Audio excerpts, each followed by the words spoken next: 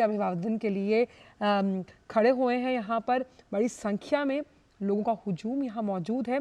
और ये जो तस्वीर हम आपको दिखा रहे हैं सूरत से, इस तरह की कई तस्वीरें हम इस मंच से साझा कर चुके हैं। जब भी प्रधानमंत्री का काफिला गुजरता है तो उनके अभिवादन के लिए, उनके स्वागत के लिए, उन्हें प्यार करने वालों का और उन पर विश्वास जताने वालों का ये जो लोगों का हुजूम है वो हमेशा उनके स्वागत के लिए खड़ा रहता है। और प्रधानमंत्री भी अभिभूत रहते हैं उनके इस वात्सल्य से, उनके इस प्रेम से, उनकी इस करुणा से। और यहाँ पर हम देख पा रहे हैं कि प्रधानमंत्री का ये जो रोड शो है, अभी कुछ देर पहले प्रधानमंत्री ने जो एकीकृत टर्मिनल है उसका उद्घाटन किया।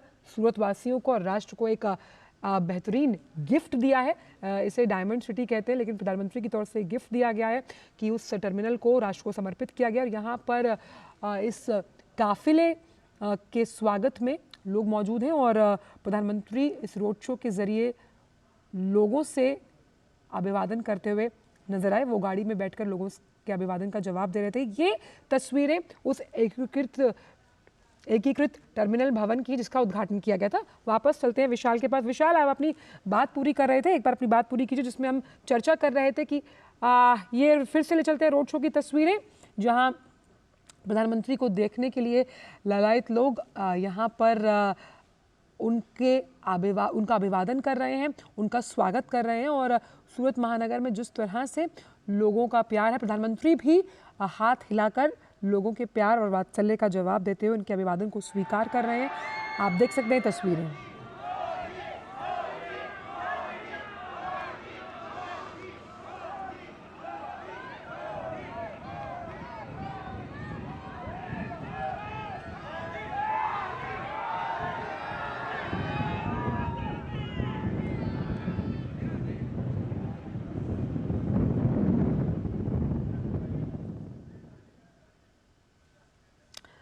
विशाल के पास वापस चलते हैं। ये तस्वीरें हम आपको दिखाए थे रोड शो की, ये वापस दिखा रहे हैं जब प्रधानमंत्री ने इस एकीकृत टर्मिनल को राष्ट्र को समर्पित किया। विशाल, तो पर्यावरण की चिंता भी हमेशा से प्रधानमंत्री के मन में रहती है कि अगर हम आर्थिक प्रगति के पथ पर दौड़ रहे हैं तो पर्यावरण पीछे नहीं छूटना चाहिए। जी आंचल, जैसे कि मैं आपको बता रहा था कि भारत पेरिस कन्वेंशन का सिग्नेटरी भी है और COP24 भी अभी हमने देखा कि तमाम दुनिया के जो नेता हैं उन्होंने चिंता भी जताई है। और पूरी दुनिया भारत की तरफ बड़ी एक्सपेक्टेशन की नजर से देख रही है। और भारत ने विकासशील देशों का जो ग्लोबल साउथ है उसको लीड करने का जिम्मा लिया है प्रधानमंत्री नरेंद्र मोदी के नेतृत्व में। और ये तमाम चीजें इसलिए हो रही हैं क्योंकि जो कार्बन फुटप्रिंट है, इंडिया ने उस पे कहा है कि हम इसको कम करेंगे और 2030, 2050 अलग अलग इसमें माइलस्टोन्स बनाए गए हैं। और उसके हिसाब से भारत चाहता है कि ज्यादा से ज्यादा कार्बन एमिशन कम हो, और इसलिए सोलर एनर्जी और रेन वाटर हार्वेस्टिंग पर ज्यादा से ज्यादा ध्यान दिया जा रहा है। क्योंकि पानी बहुमूल्य है और उसके अलावा जो एनर्जी का कंजम्पशन है वो जब भी कोई नई चीज बनती है, एक्सपेंशन होता है, तो उसमें एनर्जी का कंजम्पशन बहुत ज्यादा बढ़ जाता है। तो हमने ये तय किया है प्रधानमंत्री नरेंद्र मोदी के नेतृत्व में कि सोलर एनर्जी को ज्यादा से ज्यादा इस्तेमाल किया जाए। इंडिया ने, भारत ने सोलर अलायंस भी बनाया जिसमें 100 से ज्यादा देश उसके सिग्नेटरी भी हैं, मेंबर भी हैं। और विशाल, क्योंकि हम यहाँ पर अपने दर्शकों को वो तस्वीरें भी दिखा रहे हैं, एकीकृत टर्मिनल की तस्वीरें तो दिखाई, साथ ही साथ प्रधानमंत्री का जो ये रोड शो है जहाँ पर लोग उनका जमकर स्वागत कर रहे हैं, उनका अभिवादन कर रहे हैं, उनसे प्यार करते हैं। और ये तस्वीरें लाइव तस्वीरें हैं जो आप इस मंच से हम साझा कर रहे हैं। प्रधानमंत्री का सहज, सरल और स्वाभाविक तरीका संवाद करने का, और साथ ही साथ जो उनकी स्ट्रॉन्ग पॉलिटिकल विल है वो तमाम ऐसी योजनाओं को क्रियान्वित करने के लिए मार्ग प्रशस्त करती है। विशाल, बिल्कुल ठीक कहा आपने। और नदी के किनारे बसा है, वहाँ पर सुबह से ही काफी लोगों की भीड़ जमा होने लगी थी जब उन्हें पता चला कि प्रधानमंत्री नरेंद्र मोदी यहाँ आ रहे हैं। बड़ा प्रधान उनको कहा जाता है। और एक छोटी सी बच्ची को हमने देखा जिससे हमने बात भी करी। उन्होंने कहा, गुजराती में उसने कहा कि मेरे काका आ रहे हैं यहाँ पर, उनको मिलने के लिए मैं आई हूँ, उनको देखने के लिए मैं आई हूँ। तो प्रधानमंत्री नरेंद्र मोदी जहाँ पर भी जाते हैं वो लोगों को इंस्पायर करते हैं और उनका एक अपना स्टार अट्रैक्शन है, लोग उनको देखने के लिए आते हैं। और यहाँ पर जब टर्मिनस पे भी यहाँ पर जो स्टाफ था उनको बड़ी उत्सुकता से देख रहा था। उन्होंने हाथ हिलाकर उनको बोला ऑल द बेस्ट। उनको एकदम से चार्ज कर दिया है कि आप जो नया पड़ाव अब हम शुरू करने जा रहे हैं सूरत से, उसके लिए आपको शुभकामनाएं और आप पूरी तरह से तैयार रहो। और बाहर जो लोग हैं, छोटे से बच्चे से लेकर नौजवान और बुजुर्ग महिलाएं तक, सब प्रधानमंत्री को देखने के लिए जमा है। इस रोड शो के जरिए हम ये भी देख पा रहे हैं विशाल कि इसमें हर वर्ग का और हर आयु वर्ग के लोग शामिल हैं, बच्चे, बूढ़े, क्या जवान, क्या महिलाएं। और ये प्रधानमंत्री को देखने की एक प्रधान सेवक के तौर पर वो अपना जनप्रतिनिधि मानते हैं उन्हें। ये उस भावना को और उनके उस विश्वास को और मजबूत करता है कि उनके लिए कोई है जो काम करना चाहता है और काम कर रहा है। ये जो भावना है, प्रधानमंत्री ने एक रिश्ता बनाया है और वो अब लोगों को भारतवासी नहीं, वो परिवारजन बोलते हैं जहां पर भी वो जाते हैं, और सभी लोगों को अपने परिवार का हिस्सा वो मानते हैं और एक रिश्ता बना लेते हैं। और गुजरात से हम सब जानते हैं कि प्रधानमंत्री का बहुत पुराना नाता रहा है, इसलिए गुजरात जब भी प्रधानमंत्री आते हैं तो यहाँ के लोग अपना सबसे ज्यादा हक समझते हैं। हालांकि वो देश के प्रधानमंत्री हैं और पूरे देश को उन्होंने अपना परिवार बोला है, लेकिन गुजरात से उनका खास नाता है। और यही वजह है कि हर उम्र का इंसान, चाहे वो महिला हो या पुरुष, छोटी सी बच्ची हो या नवयुवक हो, उनको देखने के लिए सुबह से लोग यहाँ पर जमा होने लगे थे। और एक छोटा सा रोड शो रखा गया है एयरपोर्ट से लेकर 1-1.25 किलोमीटर के स्ट्रेच तक, और उसके दोनों तरफ लोग बड़ी उत्सुकता से उनको देखने के लिए आए हैं। लोग कलाकार नाचते हुए, गाते हुए उनका स्वागत कर रहे हैं। और एक खास अंदाज है गुजरात का, और गुजरात का अपना कल्चर है, उसका पूरा रिफ्लेक्शन इस रोड शो में देखने को मिला और यहाँ पर टर्मिनल के अंदर हमें देखने को मिल रहा है। आंचल, जिस समावेशी विकास की हम बात करते हैं, जिसमें सब तबकों को लेकर साथ चलना है, वो जो हाशिए पे पड़ा व्यक्ति है उसे भी मुख्य धारा में शामिल करना है, ये जो सोच है समावेशी भारत की, जिसमें हम विकसित भारत संकल्प की परिकल्पना कर रहे हैं, उसमें प्रधानमंत्री का रोल अहम है। और यही ये जो भीड़ है, जो हुजूम है, जो लोग उनसे मिलने आए हैं, यही दर्शाता है। बिल्कुल आंचल, और जब हम इंक्लूसिव डेवलपमेंट की बात करते हैं, जैसे आपने समावेशी विकास कहा, उसमें सभी वर्ग के, समाज के सभी वर्ग के लोगों का विकास होना चाहिए। और भीड़ में खड़ा हुआ जो आखिरी व्यक्ति है, उस तक सरकार की जो योजना है, सरकार का ने जो विकास के काम कार्य किए हैं, जो बदलाव आ रहा है समाज के अंदर, जो बदलाव आ रहा है, अर्थव्यवस्था, भारत तीसरी सबसे बड़ी अर्थव्यवस्था बनने की ओर अग्रसर है, तो ये तमाम चीजें इसलिए की जाती हैं ताकि उससे देश के लोगों का फायदा हो, और तभी हमारा भारत विकसित भारत बन पाएगा, तभी हमारा भारत श्रेष्ठ भारत बन पाएगा। और जो 2047 तक हमें विश्व गुरु बनने की हमने जो कल्पना की है, जो प्रधानमंत्री ने परिकल्पना पूरे देश को दी है, उसकी ओर हम तभी अग्रसर होंगे जब हम इंक्लूसिव डेवलपमेंट को लेकर आगे बढ़ेंगे। क्योंकि प्रधानमंत्री का जो व्यक्तित्व है, उनका जो नज़रिया है, वो खाई पाटने में, अंतर बांटने में यकीन रखता है। इसीलिए इस तरह जब भी वो रोड शो करते हैं, तस्वीरें हमारे लिए नई नहीं है, लेकिन जब भी इस तरह का रोड शो होता है, वही नई ऊर्जा, वही हम कह सकते हैं एक विश्वास, वही एक निष्पक्षता नजर आती है, वही जुझारूपन नजर आता है। और ये इस बात की तस्दीक करता है कि लगातार जो प्रक्रिया है सरकार की, प्रधानमंत्री की तरफ से, उसमें लोगों का विश्वास कायम है। जी बिल्कुल आंचल, और जैसे कि आपने कहा, ये तस्वीरें हमारे लिए नई नहीं है, लेकिन हमेशा एक नयापन हमें देखने को मिलता है। नयापन यानी कि जिस क्षेत्र पे वो जाते हैं, वहाँ का कल्चर हमें देखने को मिलता है, वहाँ की संस्कृति का मुजाहिरा होता है। और उसके अलावा जो लोग हैं, वो जिस आत्मीयता से मिलने के लिए आते हैं प्रधानमंत्री से, वो ये बताता है कि क्यों प्रधानमंत्री दुनिया के सबसे चर्चित चेहरे में से एक हैं, और कैसे वो तेजी से ग्लोबल लीडर की तरफ बढ़ते चले जा रहे हैं। और ग्लोबल साउथ का लीडरशिप तो प्रधानमंत्री नरेंद्र मोदी कर रहे हैं, और डेवलप्ड कंट्रीज भी प्रधानमंत्री नरेंद्र मोदी की तरफ काफी उत्सुकता से देख रहे हैं, काफी एक्सपेक्टेशन से देख रहे हैं। भारत से बहुत सारी अपेक्षाएं हैं। हमने देखा G20 में कैसे दुनिया का जो शीर्ष नेतृत्व है वो भारत आया, प्रधानमंत्री के नेतृत्व नेतृत्व में भारत ने उसको होस्ट किया और पूरी दुनिया में भारत का झंडा लहराया कि भारत तेजी से बढ़ता हुआ देश है, तेजी से बढ़ती हुई अर्थव्यवस्था है। और ये इसलिए हो पाता है कि हमारे पास एक ऐसी स्ट्रॉन्ग लीडरशिप है जो ना सिर्फ लोगों के एक्सपेक्टेशंस को फुलफिल करती है, बल्कि अब दुनिया की एक्सपेक्टेशन को फुलफिल करने का मादा रखती है और ग्लोबल साउथ को हम लीड कर रहे हैं। बिल्कुल। और जिस जनसंपर्क का हम जिक्र करते हैं, जिसमें ज़रूरी नहीं है कि खाली शहरी हो, बल्कि ग्रामीण क्षेत्र से जुड़े लोग हैं, इस जनसंपर्क को बढ़ावा देने के लिए हमने देखा इस रोड शो में या इस तरह के जो तमाम रोड शोज प्रधानमंत्री करते हैं, उसमें ये जो जनता है उसका ये अभिवादन, ये वात्सल्य भी यही दर्शाता है कि किस तरह से जो जनसंपर्क है वो सरकार द्वारा सुदृढ़ किया गया है, मजबूत किया गया है हर लेवल पर। जी बिल्कुल, और तभी हमने देखा कि खासतौर से गुजरात के अंदर बीजेपी की सरकार बार बार रिपीट होती है और गुजरात का जो हमने एक्सपीरियंस देखा वो अब अदर स्टेट्स में भी रिपीट होने लगा है। डबल इंजन सरकार की जब हम बात करते हैं तो उसका गुजरात सबसे अच्छा उदाहरण है। किस तरह से गुजरात ने तेजी से आर्थिक विकास किया और सूरत जो बसा है वो तापी नदी के किनारे बसा है। यहाँ पर आसपास के जो गांव हैं, गांव से लोग आए हैं।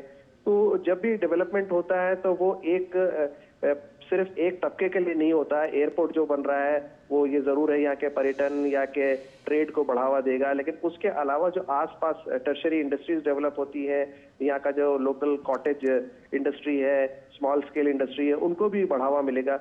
और इसलिए प्रधानमंत्री हमेशा से जोर देते रहे हैं vocal for local, from local to global. तो ये एक पूरी चेन है जो गांव से निकलकर शहर तक आती है और शहर से निकलकर विदेशों तक जाती है। तो जब ये आर्थिक विकास होता है, जब ट्रांसफॉर्मेशन होता है, जब सोशल अपलिफ्टमेंट और डेवलपमेंट होता है, तभी हर समाज के हर व्यक्ति को उसका फायदा पहुंचता है और तभी वो लोग जाके वोट डालते हैं उस नाम के पीछे जिसको ये कहा जाता है कि ये मोदी की गारंटी है। और इसीलिए प्रधानमंत्री ने अभी कुछ दिन पहले ये कहा था विशाल कि 1 दशक का में बदला जाएगा रेलवेज की बात की जाए, ट्रेनों की सूरत। और उन्होंने कहा था कि मुझे छोटे सपने देखने की आदत नहीं है और यही आदत उन्होंने भारतीय जनता को भी दी कि आप बड़ा सोचिए और बड़ा सोचिए, साफ तौर पर उस समावेशी विकास और सर्वांगीण विकास के पथ पर मेरे साथ चलिए। और इसीलिए भारत का कद अब वैश्विक अर्थव्यवस्थाओं में सर्वोत्तम तौर पर किया जाता है। हाँ चल, और यही वजह है कि सबसे बड़ी बात ये होती है कि अगर आप किसी भी देश की हम बात करते हैं तो उस देश का जो रिफ्लेक्शन है वो उसकी लीडरशिप में होता है, क्योंकि कोई भी टीम अगर जीतती है तो उसके लिए एक स्ट्रॉन्ग कैप्टन की जरूरत होती है। और हमने देखा कि प्रधानमंत्री नरेंद्र मोदी 2014 से जब से वो गुजरात को डेवलप करके दिल्ली आए, तब से लेकर अब तक उन्होंने किस तरह से इस विकास की धारा उसको आगे बढ़ाया है। और गुजरात जिसको हम कहते हैं गुज्जू कल्चर जो पूरी मशहूर था, अब भारतीय संस्कृति पूरी दुनिया में तेजी से मशहूर होती जा रही है। और जो कनेक्टिंग डॉट्स की अगर हम बात करें किसी तरह कैसे जो विदेशों में भारतीय रह रहे हैं या पीपल ऑफ इंडियन ओरिजिन है जो काफी सालों पहले उनके पूर्वज चले गए थे, लेकिन उनको अपनी जड़ों से उन्होंने जोड़ा है और इसी तरह वो राजदूत बन गए हैं भारत के और they are ambassadors of India. तो जहां पर भी जिस देश में भी है वो अपनी संस्कृति से जुड़े हुए हैं। और जब यहाँ का लोकल आर्ट और प्रधानमंत्री ने और अपने आप में बेहद खास डायमंड बोर्स 15 मंजिलों वाले 9 टावर, ये इंटरकनेक्टेड बिल्डिंग ये है और करीबन 4,500 से ज़्यादा यहाँ दफ्तर हैं। और हम मान सकते हैं कि एक बड़ा मंच जहाँ पर बहुत सारे डायमंड के व्यापारी और सबसे बड़ा आधुनिक केंद्र बनेगा हीरे के लिए, हीरा है सदा के लिए। और साथ ही साथ ये डायमंड बोर्स भी इस डायमंड सिटी को एक अलग पहचान देता हुआ नजर आएगा। तो प्रधानमंत्री ने इसका इनॉग्रेशन किया है और राष्ट्र को समर्पित किया है डायमंड बोर्स को। साथ ही आभूषणों के कारोबार के लिए सबसे बड़ा और आधुनिक केंद्र जो है उसके रूप में ये डायमंड बोर्स स्थापित किया गया है। ये कच्चे और पॉलिश किए गए हीरो के साथ साथ आभूषणों के व्यापार के लिए एक वैश्विक केंद्र होगा। यानी घरेलू केंद्र के रूप में तो ये बड़ा है ही, साथ ही साथ वैश्विक केंद्र और आधुनिकता से लैस। डायमंड बोर्स में इंपोर्ट और एक्सपोर्ट के लिए state of the art custom clearance house, retail jewellery business के लिए ज्वेलरी मॉल, इंटरनेशनल बैंकिंग और सिक्योर जो वॉलेट है उसकी भी सुविधा दी गई है।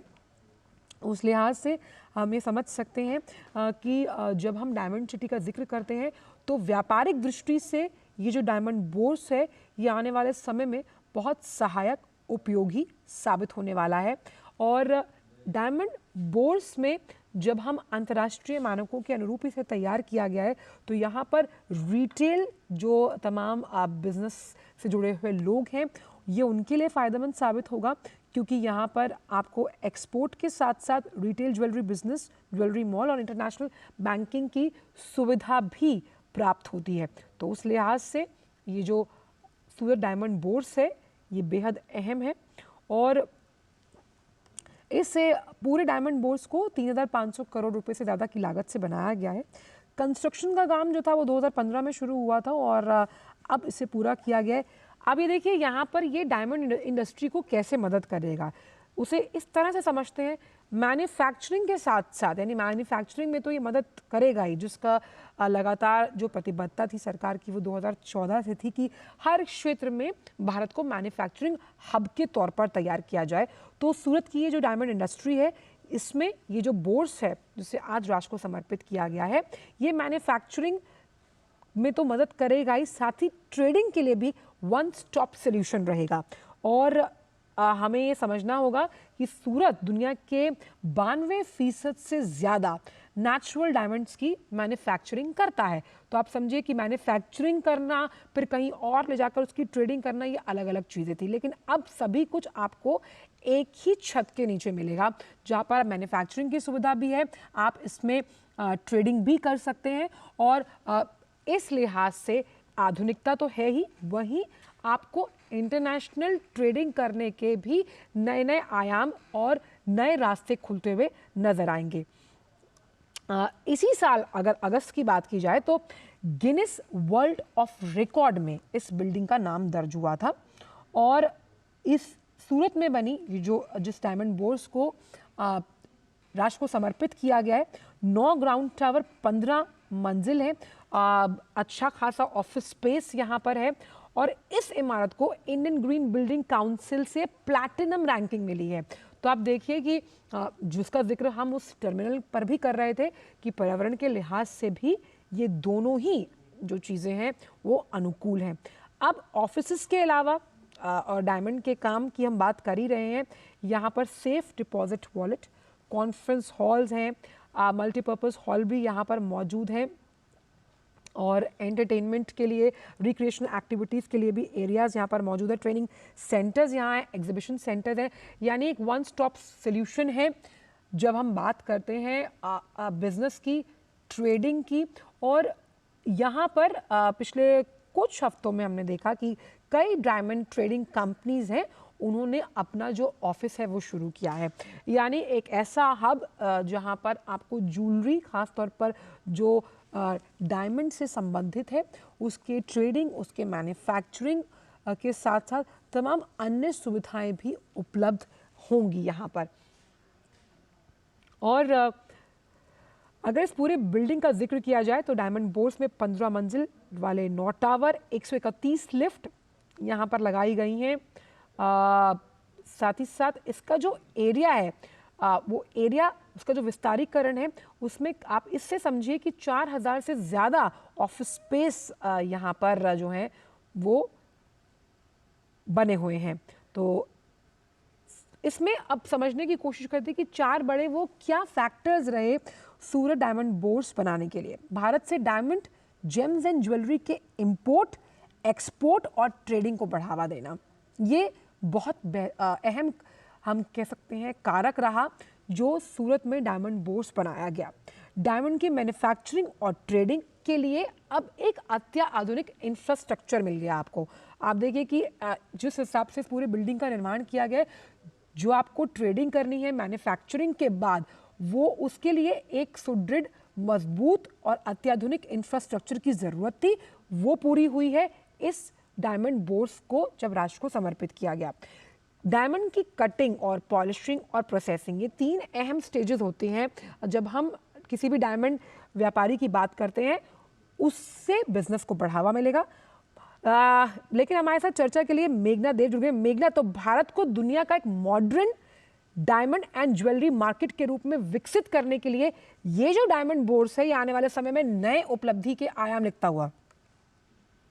मेघना। बिल्कुल, और जी बिल्कुल आंचल, और देखिए सबसे महत्वपूर्ण बात ये है कि सूरत को पहले से ही डायमंड के लिए जाना जाता है, डायमंड सिटी के नाम से जाना जाता है। और डायमंड बोर्स के आने से ना केवल अब हम देखते हैं जो सूरत का नाम है वो कटिंग पॉलिशिंग जो डायमंड की होती है उसके लिए काफी ज्यादा फेमस है वर्ल्ड वाइड, लेकिन अब इसके आने से भी अगर हम जब बात करते हैं कि मैन्युफैक्चरिंग कटिंग और पॉलिश के अलावा भी जो जड़ित आभूषण होते हैं, हीरे सोने चांदी प्लैटिनम के जो आभूषण होते हैं, वो भी एक तरीके से उनको प्लेटफॉर्म मिलेगा।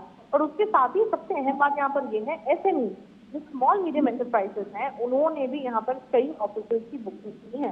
तो अगर हम देखें तो काफी ज्यादा एक इम्पोर्टेंस या काफी ज्यादा एक प्लेटफॉर्म, अहम प्लेटफॉर्म मिलेगा एसएमई को, स्मॉल मीडियम एंटरप्राइजेस हैं उनको। और उसके साथ ही इस जगह पे ऐसा बताया जा रहा है कि न केवल ऑफिस रहेंगे बल्कि उसके साथ ही अंतर्राष्ट्रीय ज्वेलरी के शोरूम बनाए जाएंगे। अभी फिलहाल 27 अंतर्राष्ट्रीय ज्वेलरी शोरूम बनाने की बात की जा रही है। और उसके साथ ही जो एक अगर हम देखें तो लीजर का जो एरिया होता है वो बनाया जाएगा, जहाँ रेस्टोरेंट होंगे, कैफेज और इन सभी चीजों को भी बनाया जाएगा। और उससे जो आवक होगी, उससे जो इनकम होगी, उसको इस जगह की मेंटेनेंस में लगाया जाएगा। तो देखें तो, और उसके साथ ही देखिए ये जो पूरा बोर्ड बना है, ये कोई एक व्यक्ति या कोई एक कंपनी ने नहीं बनाया है, बल्कि तकरीबन 4000 से अधिक या 4200 के आसपास जो व्यापारी हैं जो इस उद्योग से जुड़े हुए हैं, उन्होंने इसे बनाया है। तो इससे हम ये देख सकते हैं कि कितना इम्पोर्टेंट है जहाँ पर इतने सारे स्टेक होल्डर। और एक चीज और मेघना यहाँ पर ये भी है कि जिस 3 स्टेजेस से हीरा गुजरता है, और तभी कहते हैं हीरा सदा के लिए, कटिंग, पॉलिशिंग और प्रोसेसिंग, उसके लिए एक अत्याधुनिक इंफ्रास्ट्रक्चर की जरूरत थी और इसी जरूरत को आज नया आयाम मिला है। बिल्कुल, मार्केट जिस तरीके का है, अगर हम आप तुरंत आए तो आप देखेंगे मार्केट एक ऑर्गेनाइज्ड सेक्टर की जगह थोड़ा सा अनऑर्गेनाइज्ड सेक्टर में भी ये मार्केट है। कई जगहों पे अलग अलग छोटी छोटी जगहों पे लोग कर रहे हैं, वो कटिंग पॉलिशिंग का काम करते हैं, उसको ऑर्गेनाइज तरीके से। और वहां पर भी अगर हम देखें तो ट्रेडिंग हब बनाने के लिए सूरत डायमंड बोर्स एक बहुत इंपॉर्टेंट जगह होगा, जहाँ पर पूरी ट्रेडिंग का हब बन सकेगा। उसके अलावा भी एक सबसे अहम एस्पेक्ट जो अब फ्यूचरिस्टिक विजन के तौर पर देखा जाए, जहां हम बात करते हैं लैब ग्रोन डायमंड की। हम जानते हैं प्रधानमंत्री नरेंद्र मोदी अभी हाल ही में जब अमेरिका की यात्रा पर गए थे तो उन्होंने एक लैब ग्रोन डायमंड गिफ्ट किया था। वो लैब ग्रोन डायमंड सूरत का ही बना हुआ था। और पहली बार अगर हम बजट को देखते हैं तो पिछले साल पहली बार बजट में भी लैब ग्रोन डायमंड का जिक्र था और अलॉकेशन उसके लिए किया गया था। तो ये भी एक बहुत ही बढ़ रही और उभरती हुई इंडस्ट्री है जिसमें सूरत वेंचर करना चाहता है, सूरत बड़े पैमाने पे इसको ले जाना चाहता है, जिसकी मांग वर्ल्ड वाइड है। ना केवल अगर हम देखें यहाँ पर जो अगर हम देखते हैं तो यूएस से या अफ्रीकन नेशन से या अलग जगहों से, बल्कि हांगकांग और ऐसी जगहों से भी कई व्यापारी आते हैं, सिंगापुर से व्यापारी आते हैं। और हीरे काफी हीरे के उत्पादन में जो छोटे बड़े उद्यमी होते हैं, एमएसएमई जो हीरे व्यापार के लिए उनको ढांचा चाहिए, उनको एक इंफ्रास्ट्रक्चर चाहिए जिससे एक इस व्यापार को एक वैश्विक मंच मिले और जो एसएमईज हैं उनको एक प्लेटफॉर्म मिले ग्लोबल लेवल तक जाने के लिए। और तो वो एक अहम एस्पेक्ट होगा इसकी शुरुआत होने से। और जब फुल फ्लेजेड शुरुआत हो जाएगी तो तकरीबन 1.5 लाख के आसपास यहाँ पर जॉब भी जनरेट होने के पूरे आसार। तो डायमंड इंडस्ट्री को ग्लोबल लेवल पर पहचान मिले। इस बिल्डिंग की अगर बात की जाए मेघना, तो 65,000 से ज्यादा डायमंड एक्सपर्ट्स का कन्वीनियंट हब बनाने की इसमें तैयारी है। इसमें पब्लिक प्राइवेट पार्टनरशिप को भी बल मिलता है और साथ ही साथ जब हम इंपोर्ट, एक्सपोर्ट और ट्रेडिंग को बढ़ावा देने की बात करते हैं तो ये डायमंड बोर्स जो है ये आने वाले सालों में इस पूरी सोच को एक नए लेवल पर ले जाता हुआ। देखिए आंचल, और नए लेवल पर अगर हम आंकड़ों से देखें तो एक्सपेक्टेशन और अभी की जो रियलिटी है उसमें हम कंपैरिजन करते हैं, तो अभी का जो रियलिटी है 2 लाख करोड़ का ये जो हीरा कारोबार है सूरत का वो है। और इस इंफ्रास्ट्रक्चर के आने से और जिस तरीके की ट्रेडिंग की अगर हम देखें तो एक्सपेक्टेशंस हैं, और जिस तरीके से ना केवल कटिंग पॉलिशिंग बल्कि जो आभूषण है उसके सेक्टर में भी एक्सपेक्टेशंस लगाई जा रही हैं, उसे अगर देखते हैं तो इस 2 लाख करोड़ का 4 लाख करोड़ का जो पूरा उद्योग है वो होने की संभावना है। तो इसको अगर हम देख सकते हैं तो एक डबल जंप लगा सकता है। जो पोटेंशियल है यहाँ के हीरा कारोबार में उसमें एक बहुत बड़ा जंप नजर आता और है। ये जो जंप है ना मेघना, अगर हम इसकी बात करें तो हीरा इंडस्ट्री यानी डायमंड इंडस्ट्री जो है वो 2 लाख करोड़ का बिजनेस करती है जब हम सालाना बात करते हैं। अब उम्मीद की जा रही है कि ये 4 लाख करोड़ तक हो जाएगा।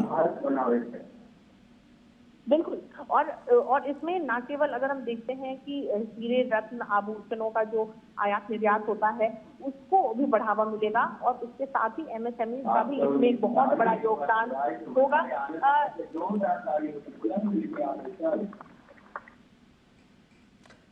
जी, तो जिस तरह से मेघना बता रही थी कि यहाँ पर पॉलिश, डायमंड, स्टडेड ज्वेलरी या फिर प्लैटिनम ज्वेलरी जो हाई वैल्यू गुड्स होते हैं वो सब बड़ी मात्रा में खरीदे और बेचे जा सकेंगे।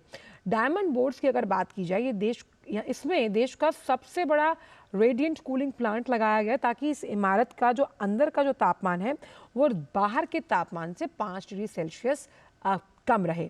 उस लिहाज से हीरा व्यापार केंद्र के रूप में इसे विकसित करने के पीछे मंशा यही है, और हम कह सकते हैं कि मकसद यही है कि किस तरह से हम modern diamond James and jewellery market को आधुनिकता के लिहाज से अंतर्राष्ट्रीय पटल पर एक नई पहचान दें, और ख़ास तौर पर मैन्युफैक्चरिंग और ट्रेडिंग करने वाले जो तमाम बिजनेसमैन हैं उन्हें एक अत्याधुनिक इंफ्रास्ट्रक्चर तैयार करके दिया जाए।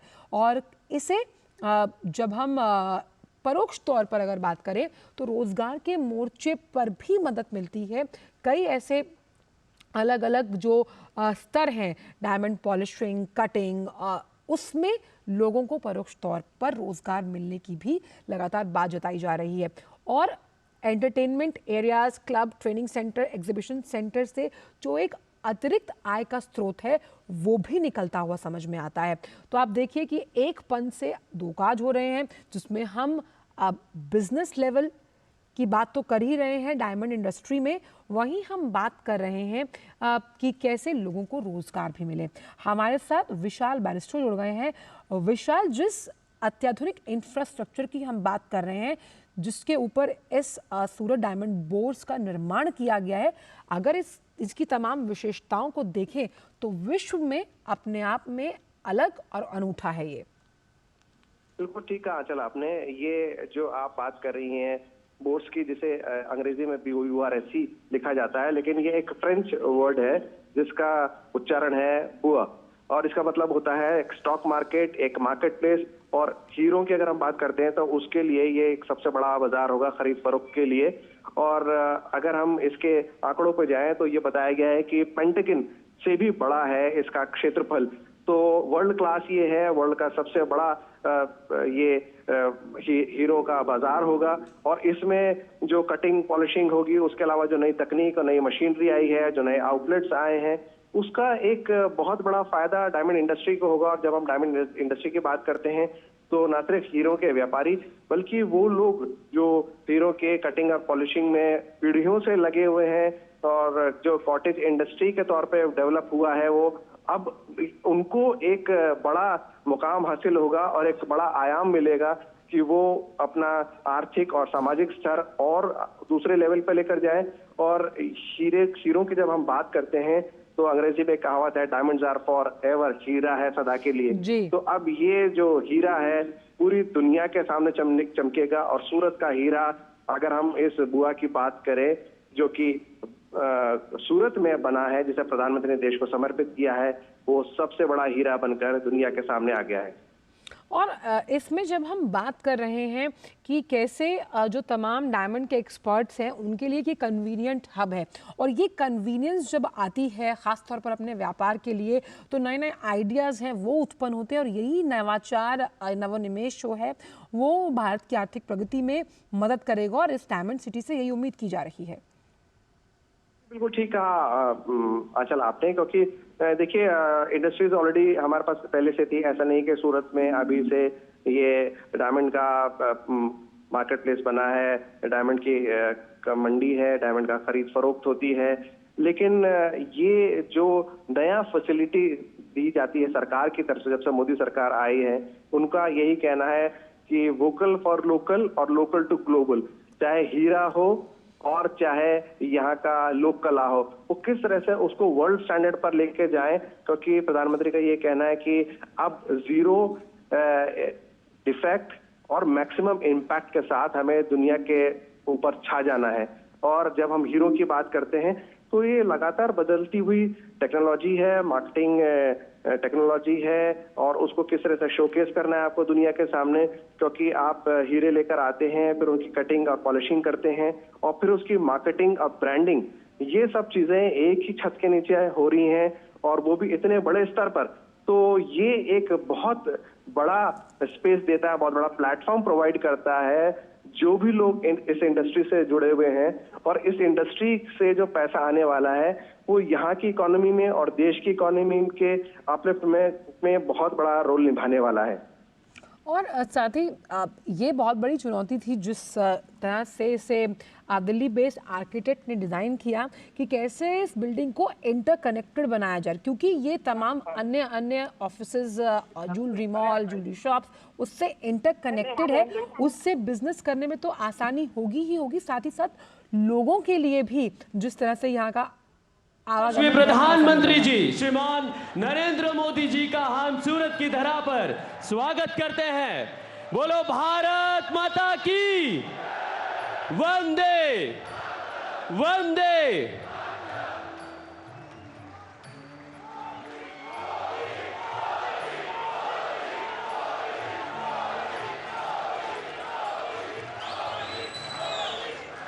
आप सभी से अनुरोध है पुनः आप अपना स्थान ग्रहण करें। नमस्कार।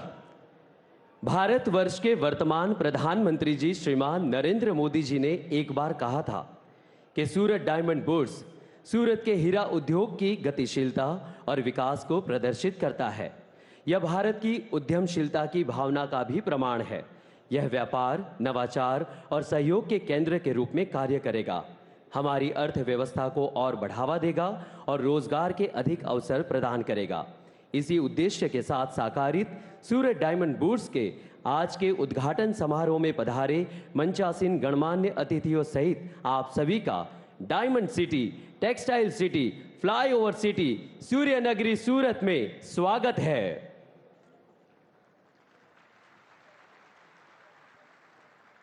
અને હવે મંચસ્થ મહાનુભાવોના સ્વાગત અભિવાદન તરફ પ્રસ્થાન કરીએ। કિરણ જેમ્સના સ્થાપક, અગ્રણી હીરા ઉદ્યોગપતિ અને સુરત ડાયમંડ બુર્સના ચેરમેન શ્રી વલ્લભભાઈ લાખાણી, સાથે જ પાણી બચાવો, બેટી બચાવો જેવા સામાજિક કાર્યોના સફળ સુકાની કિરણ હોસ્પિટલના ચેરમેન શ્રી અને સુરત ડાયમંડ બુર્સના નિર્માણમાં મહત્વની ભૂમિકા ભજવનાર એવા પદ્મશ્રી મથુરભાઈ સવાણીને વિનંતી કરું છું કે આપ વિશ્વના સર્વાધિક લોકપ્રિય નેતા અને ભારતના માનનીય પ્રધાનમંત્રી શ્રી નરેન્દ્રભાઈ મોદીજીનું શોલ અને હારથી સ્વાગત અભિવાદન કરશો। આ ક્ષણને તાળીઓથી આપણે સૌ અભિભૂત કરીએ। આપની અવિરત તાળીઓ સતત વરસતી રહે એ જનનાયક માટે કે જેમના કારણે ભારત આજે વિશ્વમાં ગર્વભેર આગળ વધી રહ્યું છે। વિનંતી કરું છું ધર્મનંદન ડાયમંડના સ્થાપક શ્રી લાલજીભાઈ પટેલ અને HVK ઇન્ટરનેશનલ પ્રાઇવેટ લિમિટેડના શ્રી નાગજીભાઈ સાકરિયા કે આપ એક વિશેષ સ્મૃતિ ભેટ પ્રધાનમંત્રીશ્રીને અર્પણ કરશો। 50 કેરેટ અસલી હીરાથી જડિત આ સ્મૃતિ ભેટ એ સુરતની ઉદ્યમશીલતા, અર્થસભરતા અને વિકાસો ઉન્મુક્તાનું પ્રતીક છે, જે ઇતિહાસનો અનુભવ, વર્તમાનની રફતાર અને ભવિષ્યના સ્વપ્નોનું સંયોજન છે। આપનો ખૂબ ખૂબ આભાર. વિનંતી કરું છું શ્રી રામકૃષ્ણ એક્સપોર્ટ્સના સ્થાપક શ્રી ગોવિંદભાઈ ધોળકિયા અને વિનસ જ્વેલ્સના સ્થાપક શ્રી સેવંતીભાઈ શાહને કે આપ માનનીય મુખ્યમંત્રી શ્રી ભૂપેન્દ્રભાઈ પટેલ સાહેબનું હાર પહેરાવી સ્વાગત કરશો. ગુજરાતના મક્કમ અને મૃદુ મુખ્યમંત્રી શ્રી ભૂપેન્દ્રભાઈ પટેલનું સ્વાગત હાર પહેરાવીને કરવામાં આવી રહ્યું છે, ત્યારે આપણે એમના માટે પણ તાળીઓનો વરસાદ કરીએ. આમંત્રિત કરું છું પદ્મશ્રી મથુરભાઈ સવાણી અને AN ડાયમંડના શ્રી અશેષભાઈ દોશીને કે આપ માનનીય મુખ્યમંત્રીશ્રીને પણ એક વિશેષ સ્મૃતિ ભેટ અર્પણ કરશો.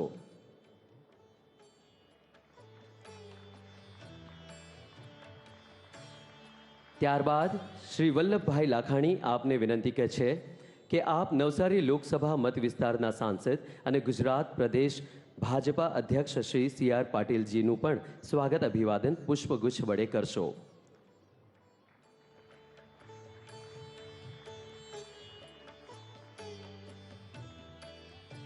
પદ્મશ્રી મથુરભાઈ સવાણી આપને વિનંતી કે આપ માનનીય સાંસદશ્રીને સ્મૃતિ ભેટ અર્પણ કરશો અને એમનું સ્વાગત અભિવાદન કરશો.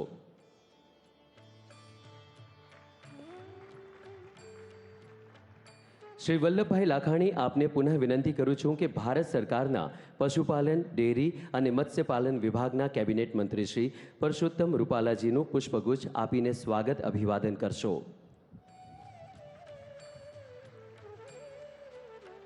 સાથે જ શ્રી અશેષભાઈ દોશીને વિનંતી કે આપ માનનીય પશુપાલન મંત્રીશ્રીને સ્મૃતિ ભેટ અર્પણ કરશો.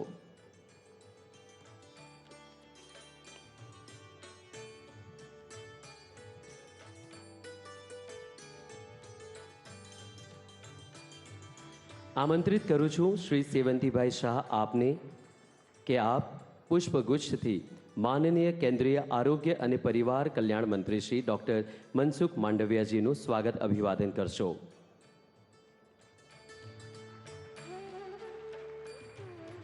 શ્રી નાગજીભાઈ સાકરિયા આપને વિનંતી કે આપ સ્મૃતિ ભેટ અર્પણ કરી માનનીય આરોગ્ય મંત્રીશ્રીને વધાવશો.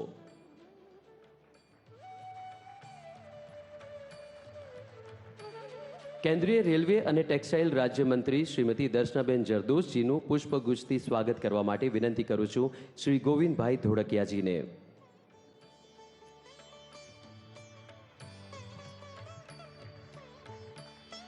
શ્રી લાલજીભાઈ પટેલ આપને વિનંતી કે આપ માનનીય મંત્રી શ્રી દર્શનાબેનને સ્મૃતિ ભેટ આપીને વધાવશો.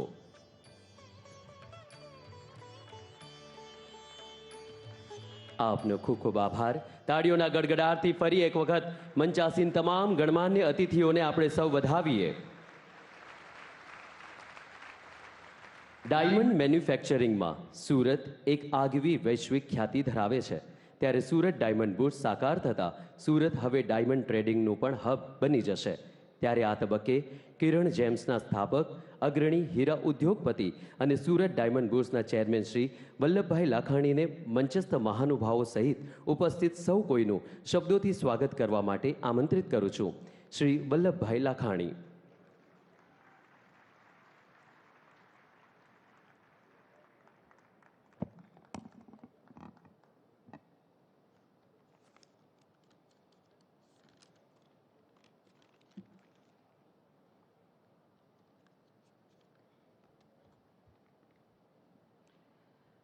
સ્વાગતમ સ્વાગતમ સ્વાગતમ.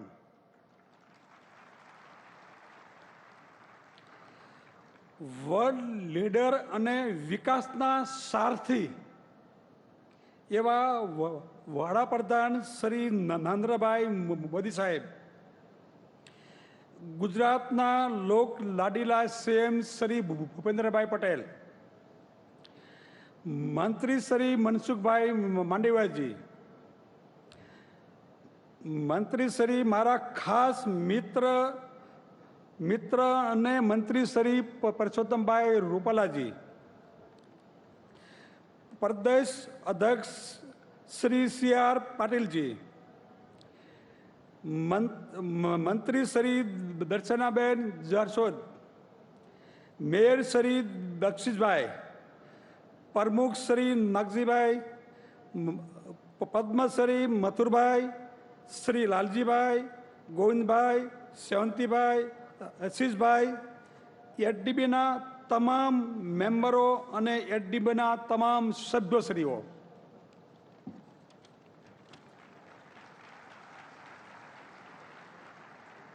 અને ઓલ આમંત્રિત મહેમાનો, મીડિયા મિત્રો, ભાઈઓ તથા બહેનો,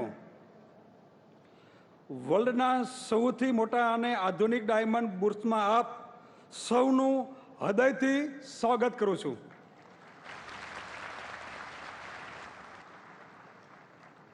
બોલવા માટે ઘણું છે, પણ મને 5 મિનિટ આપવામાં આવેલી છે. 5 મિનિટનો સમય આપેલ છે. 8 થી 9 વર્ષની જર્નીનું 5 મિનિટમાં પૂરું ન થાય, એના માટે કલાકોનો સમય જોઈએ. કલાકોનો સમય પણ ઓછો પડે. માટે મારાથી વ્યક્તિ કે કોઈ સત્તા વિશે બોલવાનું ચૂકાઈ જાય તો મને માફ કરજો.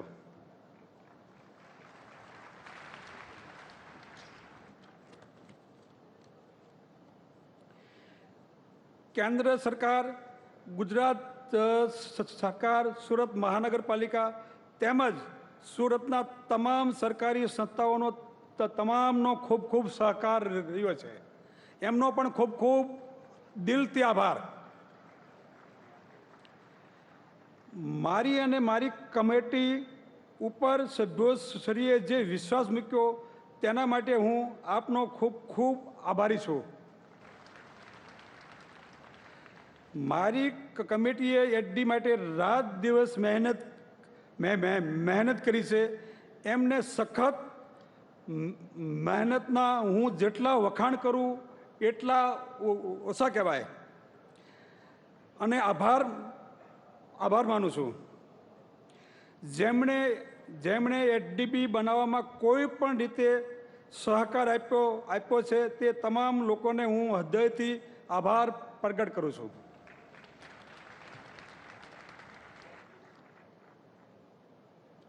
હવે વાત એ છે કે એડીબીની શરૂઆત કેમ થઈ. મને અને મારા મિત્રોને વિચાર આવ્યો કે સુરત ટોટલ ડાયમંડ કટિંગ મેન્યુફેક્ચરનું હબ હોય તો સુરતમાં ટ્રેડિંગ હબ કેમ નહીં. માટે અમે સાથે મળીને નક્કી કર્યું કે ડાયમંડનો વેપાર માટે એક વર્લ્ડ કક્ષાનું ઓફિસ બિલ્ડિંગ સુરતમાં હોવું બહુ જરૂરી છે. વિકાસના સારથી એટલે તમે લોકો સમજી ગયા છો કે અર્જુનનો રથ ચલાવવાવાળા કૃષ્ણ હતા. એમ આપણા માનીતા કૃષ્ણ સારથી જે કહું તે બહુ ઓછું છે.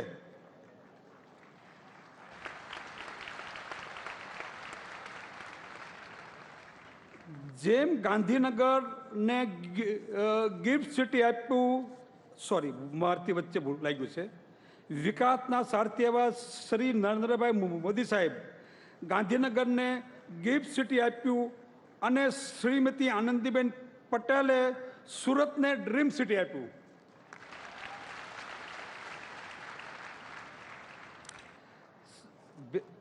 સુરત પ્રત્યે આપના વિશેષ માન અને પ્રેમ માટે અમે આપના સદા આભારી રહીશું. 2015માં શ્રીમતી આનંદીબેનના વરદ હસ્તે એડીબીનું ખાતમુહૂર્ત થયું. ડિસેમ્બર 2017થી સૌથી મોટા ઓફિસ બિલ્ડિંગનું બાંધકામ શરૂ થયું.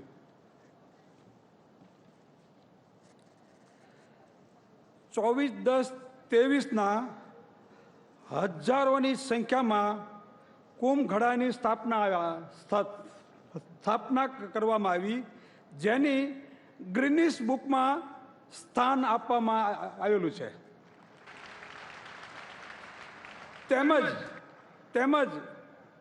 તેમજ એડીબીને ગ્રીન બિલ્ડિંગનો એવોર્ડ પણ મળી ચૂક્યો છે. આજના પ્રોગ્રામનું ભવ્ય આયોજન પદ્મશ્રી મથુરભાઈના માર્ગદર્શન હેઠળ થયું છે અને જ્યાં જ્યાં મથુરભાઈની જરૂર પડી ત્યાં ત્યાં મથુરભાઈ ખડે પગે ઊભા રહ્યા છે. એવા જ અમારા લાલજીભાઈ પણ નો ખૂબ ખૂબ ખૂબ સહકાર રહ્યો છે અને મારી કમિટીના હું જેટલા વખાણ કરું એટલા ઓછા છે. માટે એને થાક ઉતારવા ઊભા થઈને તાળીના ગડગડાટથી થવો.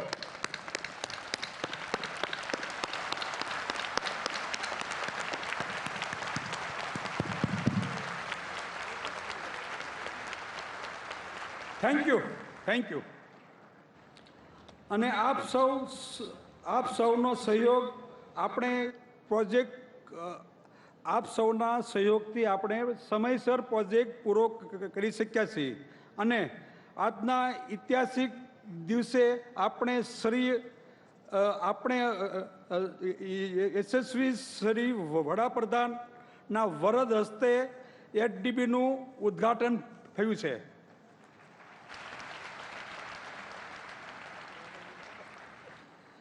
આજથી સુરત હીરા વ્યવસાય માટે એક નવા સમયની શરૂઆત થઈ છે. રફ અને ફિનિશ ડાયમંડનું ખરીદ વેચાણ શરૂ થશે અને ઓક્શન હાઉસ તેમજ ઇમ્પોર્ટ એક્સપોર્ટ જેવી સહાય પ્રવૃત્તિથી ધમધમતું થશે. એચડીબીમાં 60,000 સ્ક્વેર ફૂટનું સૌથી વિશાળ આધુનિક કસ્ટમ હાઉસ તેમજ સુરક્ષાથી માંડીને તમામ આધુનિક સુવિધાઓ છે. સુરત ડાયમંડ બુથને વિકાસની નવી ગતિ મળે તે હેતુથી Surat airport Dubai, Hong Kong, America, Belgium માટેની ડાયરેક્ટ ફ્લાઇટ શરૂ થઈ છે અને શરૂ થવાની છે.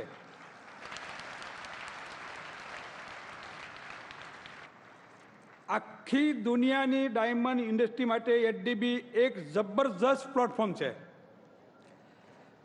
વર્લ્ડમાં એચડીબી અને હીરા ઉદ્યોગનું કેન્દ્ર બનવા માટે કિરણ જેમ્સ મુંબઈ સ્થિત ઓફિસ સંપૂર્ણ બંધ કરી 1500થી વધારે સ્ટાફ સાથે એચડીબીમાં સૌથી પહેલી ઓફિસ શરૂ કરી છે.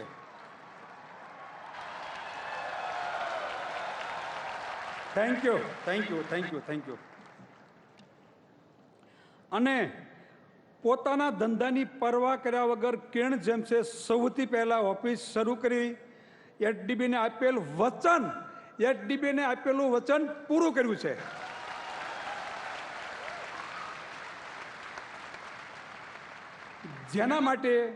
જેના માટે હું માવજીભાઈ, દિનેશભાઈ, બાબુભાઈ તેમજ રાજુભાઈનો અને મારી એચડીબી કમિટી સદા માટે ખૂબ ખૂબ આભારી રહેશે અને પૂરા તાળીઓથી આપણે એમને વધાવીએ.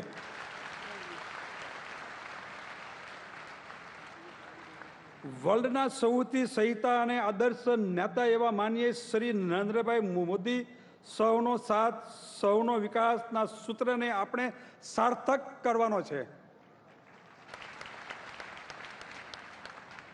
માટે દરેક એચડીબી મેમ્બર અને ખાસ કરીને કમિટી મેમ્બરને ફરજમાં આવે છે કે તાત્કાલિક ધોરણે કિરણ જેમ્સની જેમ સંપૂર્ણ કામકાજ એચડીબીમાંથી શરૂ કરી દેવું જોઈએ. એ હું તમને બધાને નમ્ર વિનંતી કરું છું.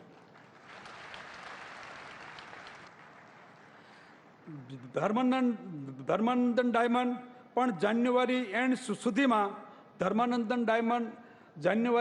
એન્ડ સુધીમાં સંપૂર્ણ કામકાજ એચડીબીથી શરૂ કરી દેશે.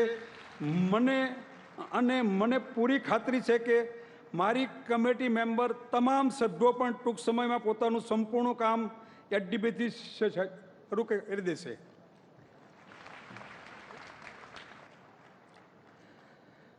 દરેક એચડીબી મેમ્બર અને કમિટી મેમ્બરને હું અપીલ કરું છું કે જલ્દીથી જલ્દી એચડીબીમાં ઓફિસનું કામ શરૂ કરીને પ્રધાનમંત્રી શ્રી નરેન્દ્રભાઈ મોદીના વર્લ્ડના સૌથી મોટા ડાયમંડ માર્કેટના સપનાને આપણે સાકાર કરી બતાવીએ.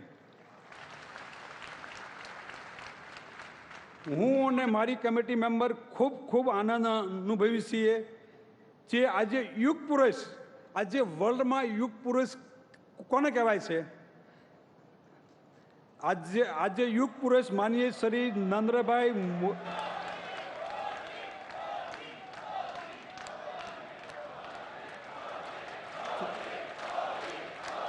થેન્ક યુ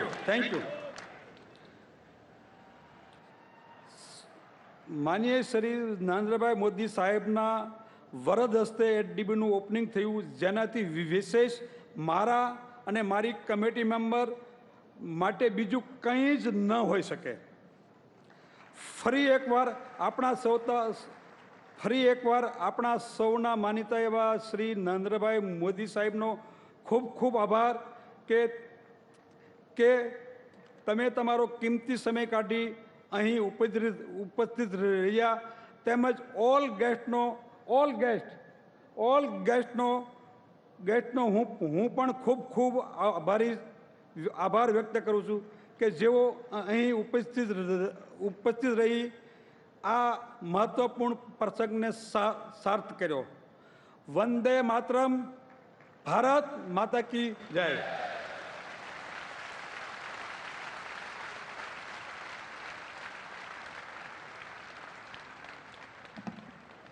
આપનો ખૂબ ખૂબ આભાર.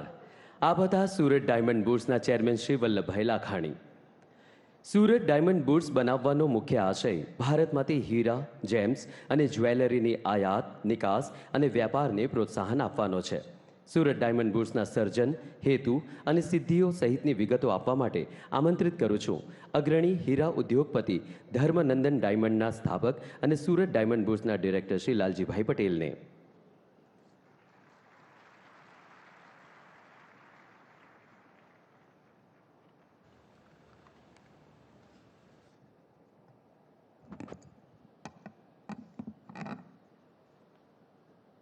भारत माता की, भारत माता की. नमस्कार.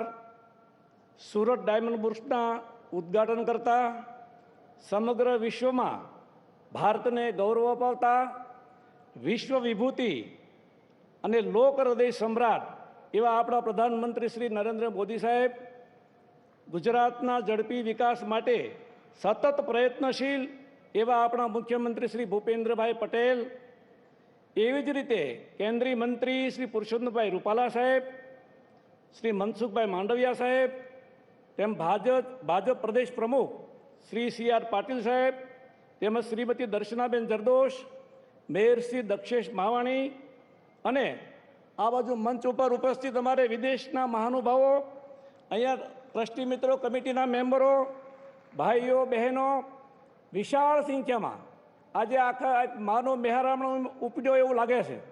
ડાયમંડ બુર્સના તમામ સભ્યો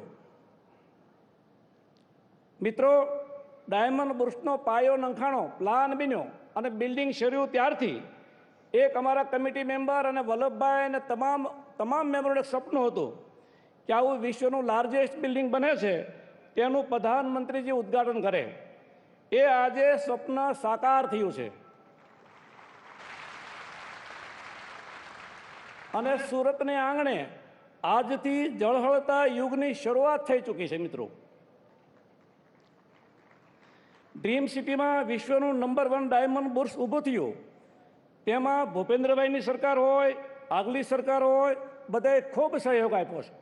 મને ખ્યાલ છે આની અંદર આવડું મોટું બિલ્ડિંગ હોય અનેક પ્રશ્નો આવે.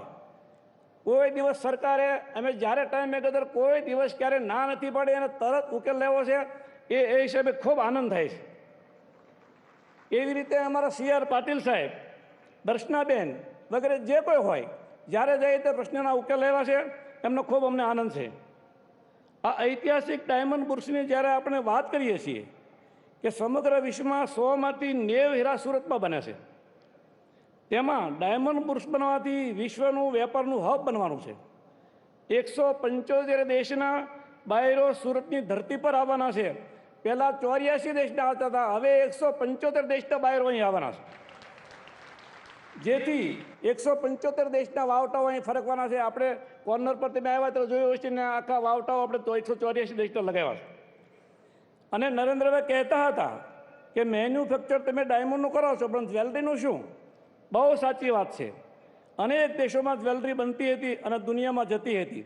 તે ધીરે ધીરે અત્યારે સુરતમાં બની રહી છે અને આગલા 2-3 વર્ષમાં આખી દુનિયાને સુરત જ્વેલરી પૂરી પાડશે એવું વાતાવરણ બની રહ્યું છે અને લાખો નવી રોજગારી ઊભી થશે.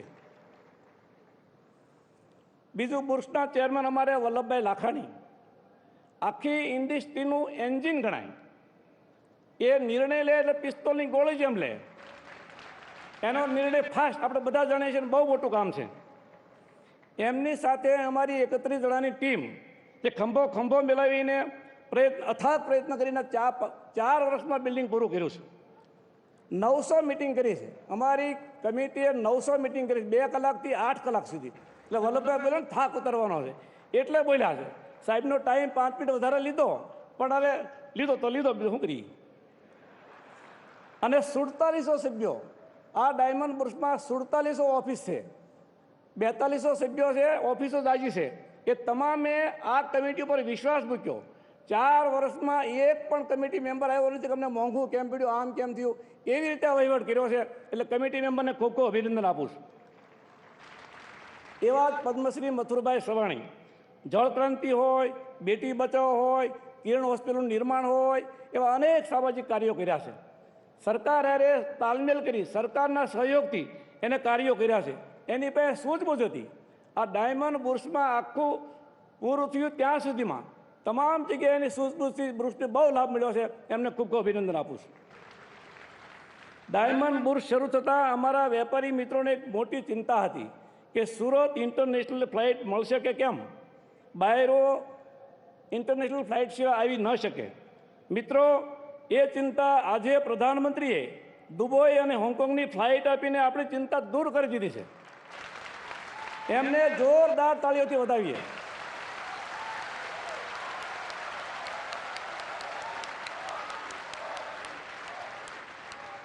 આપણા પ્રધાનમંત્રી શ્રી નરેન્દ્ર મોદી સાહેબ આખા દેશના સર્વાંગી વિકાસ માટે જે રીતે પ્રયત્નશીલ છે અને એના નવા ભારતની આખી કલ્પના થઈ રહી છે.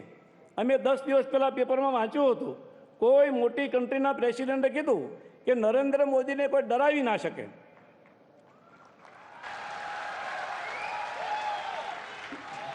મિત્રો, એનો અર્થ એ થાય કે ભારતને હવે કોઈ પણ દેશ ડરાવી ના શકે. આવું મજબૂત નેતૃત્વ આપણા નરેન્દ્રભાઈએ આપણને આપ્યું છે, એનો આપણે આનંદ છે.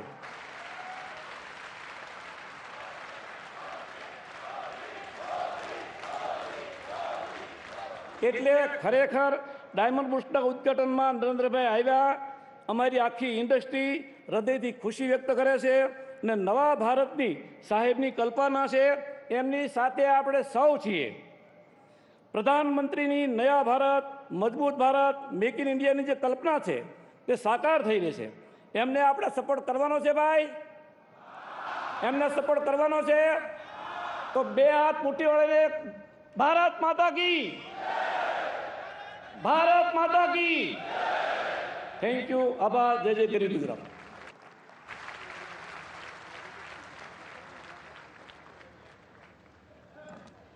આપનો ખૂબ ખૂબ આભાર. આ હતા સુરત ડાયમંડ બુર્સના ડિરેક્ટર શ્રી લાલજીભાઈ પટેલ. હીરાના ઉત્પાદનમાં વૈશ્વિક એપિસેન્ટર એવા સુરત શહેરમાં વિશ્વના 10માંથી 9 હીરાનું કટિંગ, પોલિશિંગ અને પ્રોસેસિંગ થાય છે. ભારતની કુલ હીરાની નિકાસમાં ગુજરાતનો હિસ્સો 80% જેટલો છે. ત્યારે ગુજરાતના મુખ્યમંત્રી તરીકે સુરત ડાયમંડ બુર્સ સંદર્ભે પોતાની આનંદ અભિવ્યક્તિ કરવા માટે વિનંતી કરું છું ગુજરાતના મુખ્યમંત્રી શ્રી ભૂપેન્દ્રભાઈ પટેલ સાહેબને. તાળીઓના ગડગડાટથી આપણે એમને વધાવીએ.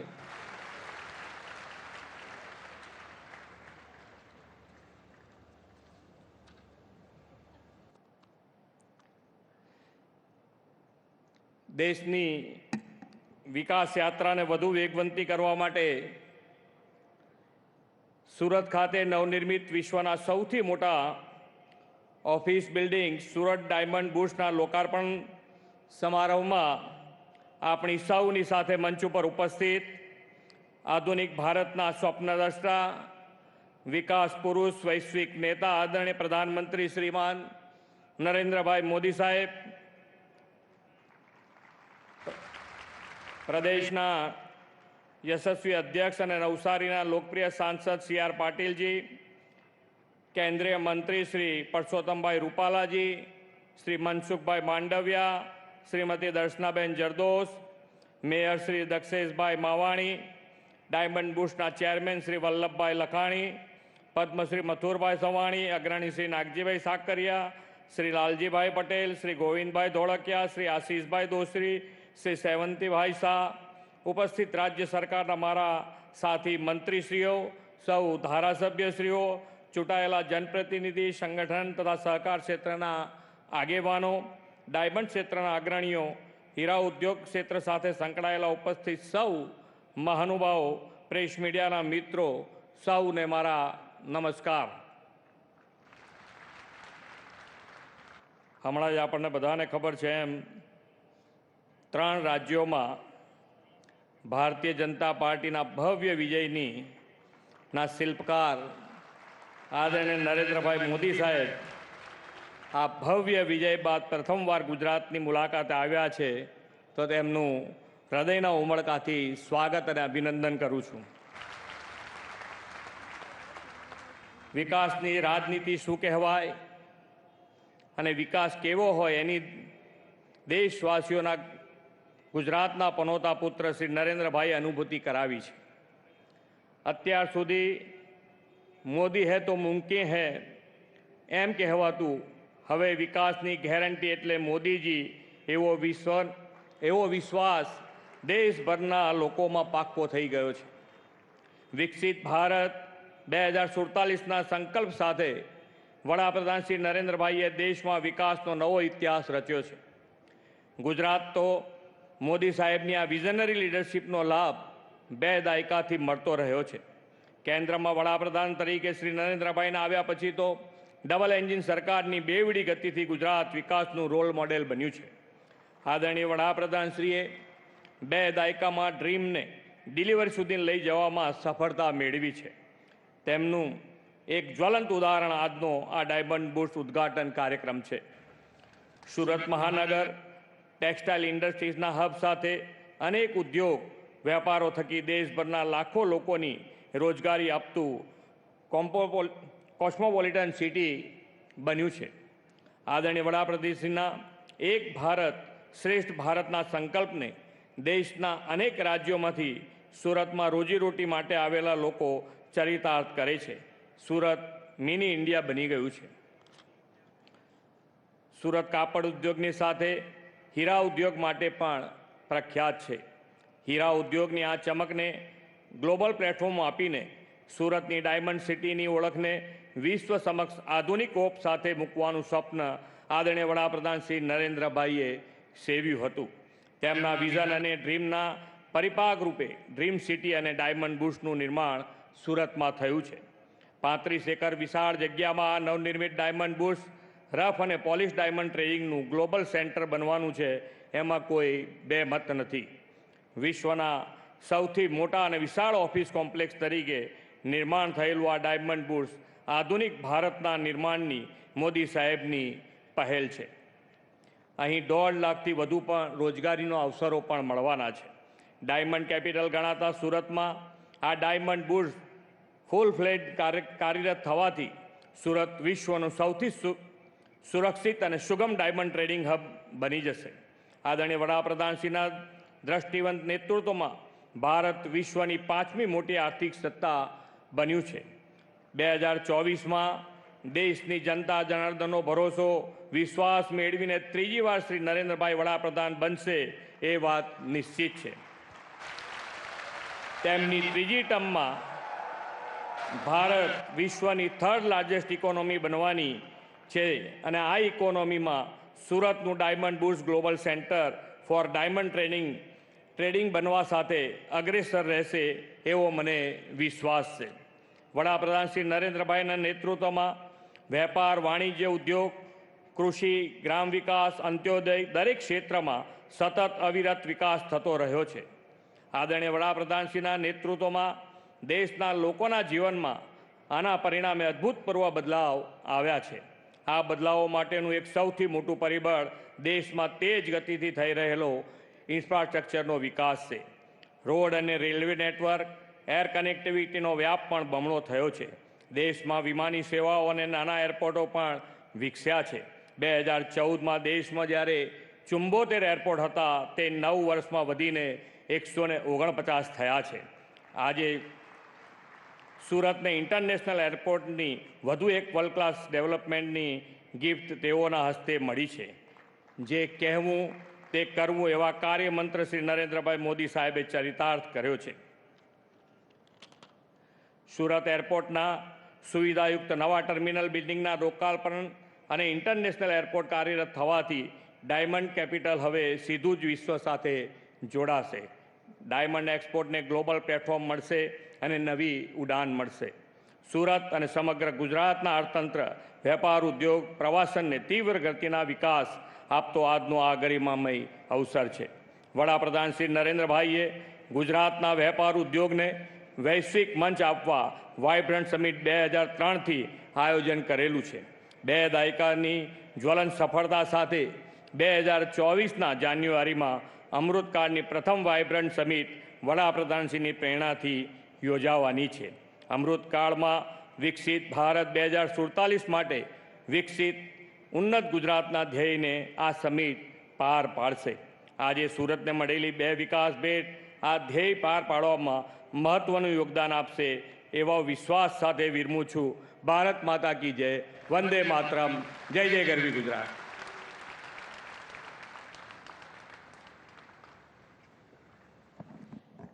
गुजरात के मुख्यमंत्री महोदय श्रीमान भूपेंद्र भाई पटेल जी, आपका बहुत बहुत धन्यवाद।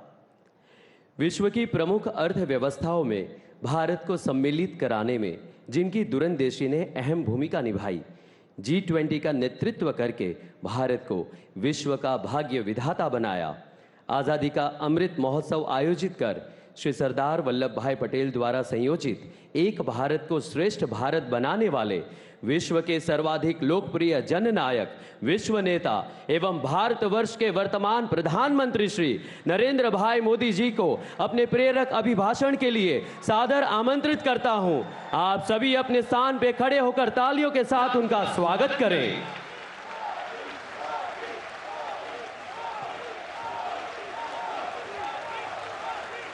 धन्यवाद मित्रों।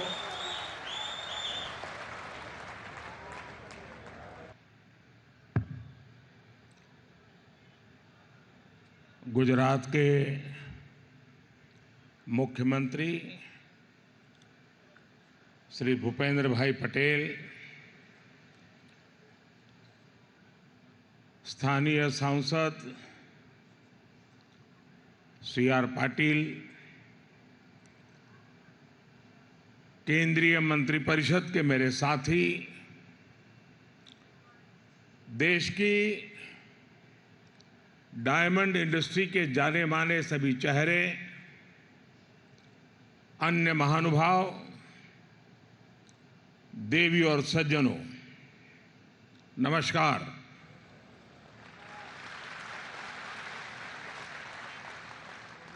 हुरट एटले हुरट।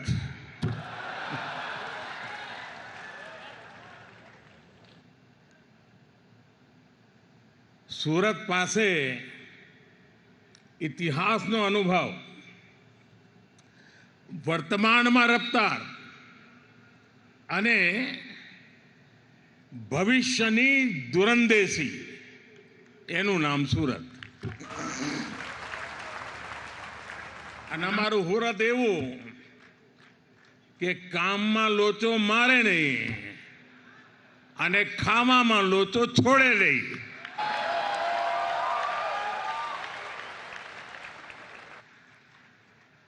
આમ બધી વાતે સુરતીને ગમે તેટલી ઉતાવળ હોય, પણ ખાણીપીણીની દુકાને અડધો કલાક લાઈનમાં ઉભા રહેવાની ધીરજ એનામાં હોય। વરસાદ જોધમાર પડ્યો હોય ને ઢીચણ સુધી પાણી હોય, પણ ભજીયાની લારીએ જવાડું એટલે જવાડું। શરદ પૂનમે चंडी पड़वो दुनिया आखी धामा पड़ जाए। आमारो हुड़ती फूटपाथ पर परिवार साथे ગારી ખાતો હોય. અને મોજી એવો સાહેબ કે નાકા પરનું સર્કલમાં અહીંયા આટો મારવા ના જાય, પણ વિશ્વ આખું ફરે. મને યાદ છે 40-45 વર્ષ પહેલા સૌરાષ્ટ્રના ભાઈઓ સુરત તરફ વળ્યા તો મારા સૌરાષ્ટ્રના જૂના મિત્રોને હું પૂછું કે હવે તમે સૌરાષ્ટ્ર છોડીને સુરત આવ્યા છો તો કેવું લાગે? કે અમારા હુરતમાં અને અમારા કાઠિયાવાડમાં ભારે અંતર. આ 40-45 વર્ષ પહેલાંની વાત કરું તો હું શું તો કે અમારે ત્યાં કાઠિયાવાડમાં જો હામે મોટરસાયકલ ટકરાઈ ગઈ તો કે તલવાર ઉકાળવાની વાત થાય, પણ કે જો સુરતમાં મોટરસાયકલ ટકરાણી હોય એટલે તરત બોલો કે જોની ભાઈ તારી બી ભૂલ છે ને મારી બી ભૂલ છે, હાલ ને હવે કે આટલો ફરક છે. साथियों, आज सूरत शहर की भव्यता में एक और डायमंड जुड़ गया है और डायमंड भी छोटा मोटा नहीं है, बल्कि ये तो दुनिया में सर्वश्रेष्ठ है. इस डायमंड की चमक के आगे दुनिया की बड़ी से बड़ी इमारतों की चमक फीकी पड़ रही है.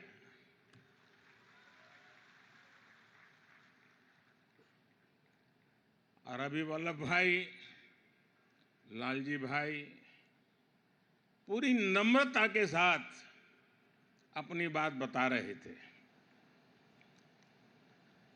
और शायद इतने बड़े मिशन की सफलता के पीछे उनकी ये नम्रता, सबको साथ लेने का स्वभाव, इसके लिए जितनी बधाई मैं इस टीम को दूं उतनी कम है. वल्लभ भाई ने कहा कि मुझे 5 ही मिनट मिला है, लेकिन वल्लभ भाई आपके साथ तो किरण जुड़ा हुआ है और किरण में पूरे सूर्य को समझने का सामर्थ्य होता है और इसलिए आपके लिए 5 मिनट एक बहुत बड़ी शक्ति का परिचय बन जाती है. अब दुनिया में कोई भी कहेगा डायमंड बुर्स तो सूरत का नाम साथ आएगा, भारत का नाम भी आएगा. सूरत डायमंड बुर्स भारतीय डिजाइन, भारतीय डिजाइनर्स, भारतीय मटेरियल और भारतीय कॉन्सेप्ट के सामर्थ्य को दिखाता है. ये बिल्डिंग नए भारत के नए सामर्थ्य और नए संकल्प का प्रतीक है. मैं सूरत डायमंड बुर्स के लिए डायमंड इंडस्ट्री को, सूरत को, गुजरात को, पूरे देश को बधाई देता हूं.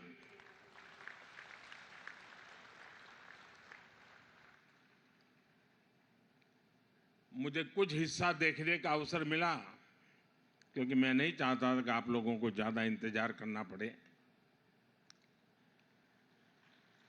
लेकिन मैंने कहा इनको, पुराने दोस्त हैं तो कुछ न कुछ बताता रहता हूं. मैंने कहा कि आप जो एनवायरनमेंट की दुनिया के वकील है, ग्रीन बिल्डिंग क्या होता है जरा बुला करके दिखाइए. दूसरा मैंने कहा पूरे देश से आर्किटेक्चर और स्ट्रक्चरल इंजीनियर के जो स्टूडेंट्स हैं उनको कहिए कि आप आइए और स्टडी कीजिए कि बिल्डिंग की रचना आधुनिक रूप में कैसे होती है. और मैंने ये भी कहा कि लैंडस्केपिंग कैसे हो, पंच तत्व की कल्पना क्या होती है, उसको देखने के लिए भी लैंडस्केप की दुनिया में जो काम करते हैं उनको भी बुलाइए। साथियों, आज सूरत के लोगों को, यहाँ के व्यापारियों, कारोबारियों को 2 और उपहार मिल रहे हैं। आज ही सूरत एयरपोर्ट के नए टर्मिनल का लोकार्पण हुआ है और दूसरा बड़ा काम यह हुआ है कि अब सूरत एयरपोर्ट को इंटरनेशनल एयरपोर्ट का दर्जा मिल गया है। सूरतियों की बरसों पुरानी मांग आज पूरी हुई है।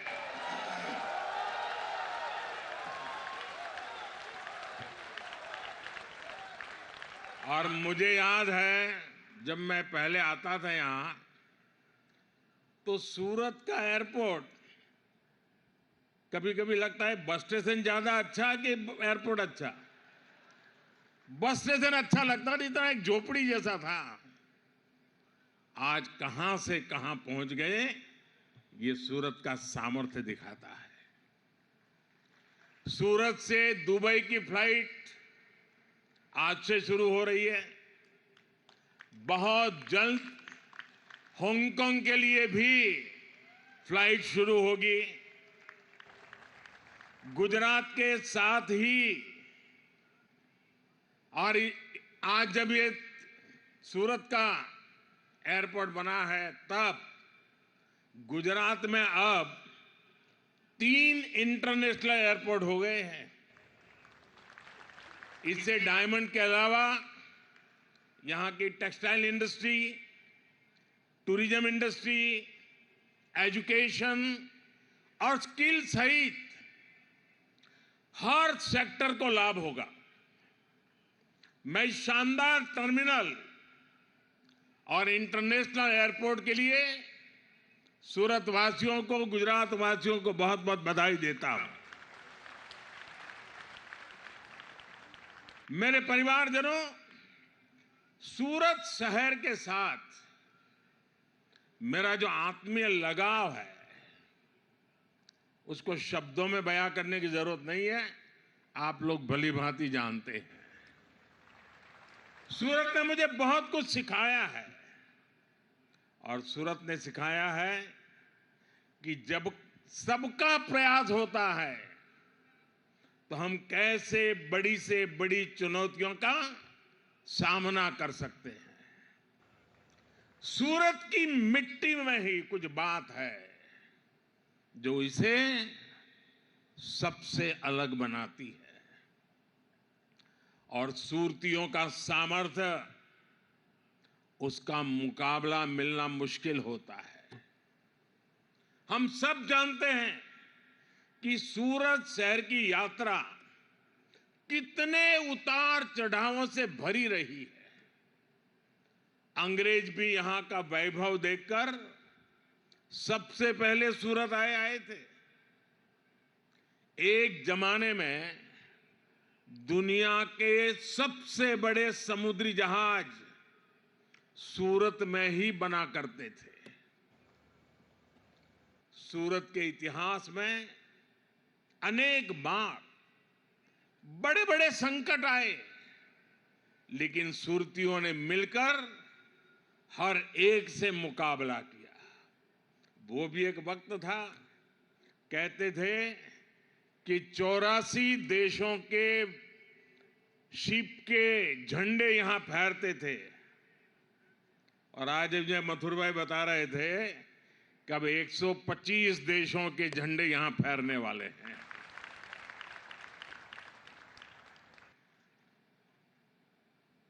कभी गंभीर बीमारियों में सूरत फंस गया, कभी तापी में बाढ़ आई।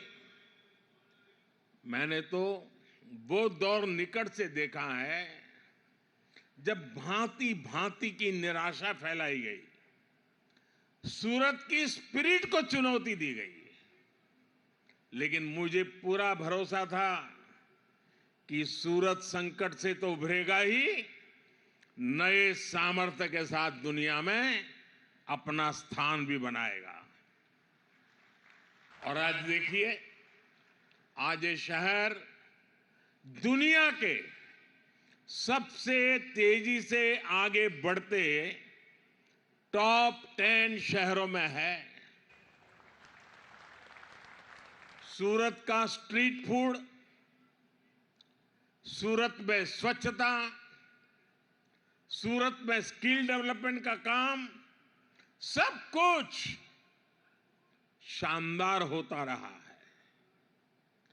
कभी सूरत की पहचान सन सिटी की थी।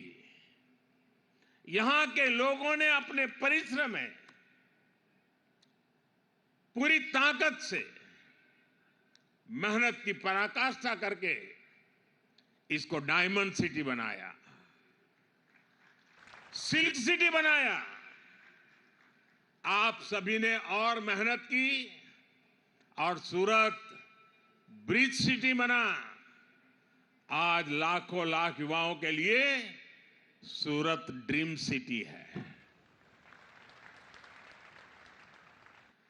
और अब सूरत आईटी के क्षेत्र में भी आगे बढ़ रहा है। ऐसे आधुनिक होते सूरत को डायमंड बुर्स के तौर पर इतनी बड़ी बिल्डिंग मिलना अपने आप में ऐतिहासिक है। साथियों, आजकल आप सभी मोदी की गारंटी की चर्चा खूब सुनते होंगे। हाल के दिनों में जो चुनाव नतीजे आए, उसके बाद ये चर्चा और बढ़ गई है। लेकिन सूरत के लोग तो मोदी की गारंटी को बहुत पहले से जानते हैं। यहां के परिश्रमी लोगों ने मोदी की गारंटी को सच्चाई में बदलते देखा है। और इसी गारंटी का उदाहरण ये सूरत डायमंड बुर्स भी है। मुझे याद है, बरसों पहले आप सभी साथी किस तरह मुझे अपनी समस्याएं बताते थे। यहां तो डायमंड के कारोबार से जुड़े कारीगरों, छोटे बड़े व्यापारियों से जुड़ी लाखों लोगों की पूरी कम्युनिटी है। लेकिन उनकी बड़ी परेशानी ये थी कि छोटी छोटी बातों के लिए उन्हें दूर दूर तक जाना पड़ता था। रॉ डायमंड को देखने और खरीदने के लिए अगर विदेश जाना है तो उसमें भी अड़चनें आती थी। सप्लाई और वैल्यू चेन से जुड़ी समस्याएं पूरे कारोबार को प्रभावित करती थी। डायमंड इंडस्ट्री से जुड़े साथी बार बार मुझसे इन समस्याओं के समाधान की मांग करते थे। इसी माहौल में 2014 में दिल्ली में वर्ल्ड डायमंड कॉन्फ्रेंस हुई थी और तभी मैंने डायमंड सेक्टर के लिए स्पेशल नोटिफाइड जोन स्थापित करने की घोषणा की थी। इसी ने सूरत डायमंड बुर्स के सपने को साकार करने का रास्ता बनाया। हमने कानून में संशोधन भी किए। अब आज सूरत डायमंड बुर्स के रूप में इंटरनेशनल ट्रेड का एक बहुत बड़ा सेंटर यहां बनकर तैयार है।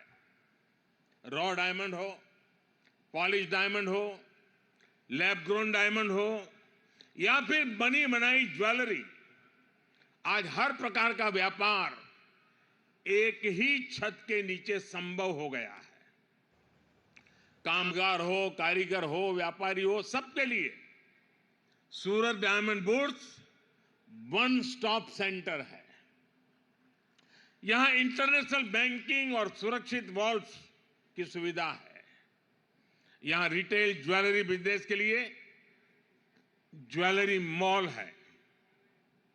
सूरत की डायमंड इंडस्ट्री पहले से ही 8 लाख से अधिक लोगों को रोजगार दे रही है। अब सूरत डायमंड बुर्स से भी 1.5 लाख साथियों को रोजगार मिलने वाला है नए।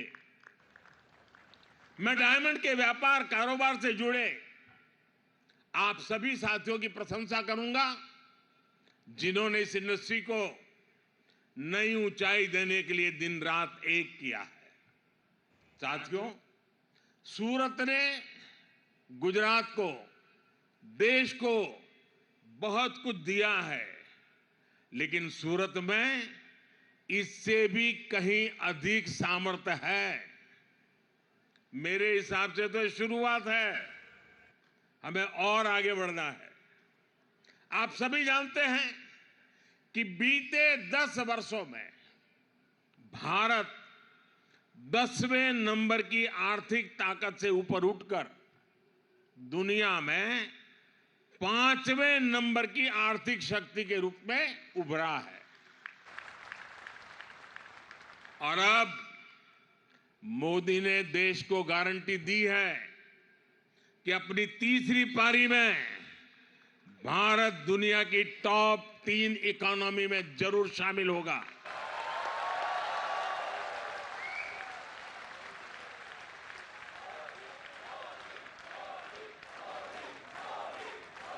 सरकार ने आने वाले 25 साल का भी टारगेट तय किया है। $5 ट्रिलियन का लक्ष्य हो, $10 ट्रिलियन का लक्ष्य हो, हम इन सभी पर काम कर रहे हैं। हम देश के एक्सपोर्ट को भी रिकॉर्ड ऊंचाई पर ले जाने के लिए काम कर रहे हैं। ऐसे में सूरत की और विशेषकर सूरत की डायमंड इंडस्ट्री की जिम्मेदारी भी अनेक गुना बढ़ गई है। यहां सूरत के सभी दिग्गज मौजूद हैं। सूरत शहर को भी ये टारगेट तय करना चाहिए कि देश के बढ़ते हुए एक्सपोर्ट में सूरत शहर की भागीदारी और कैसे बढ़े। ये डायमंड सेक्टर के लिए, जेम्स और ज्वेलरी सेक्टर के लिए चुनौती भी है, अवसर भी है। अभी डायमंड ज्वेलरी के एक्सपोर्ट में भारत बहुत आगे है। सिल्वर कट डायमंड और लैब ग्रोन डायमंड में भी हम अग्रणी हैं।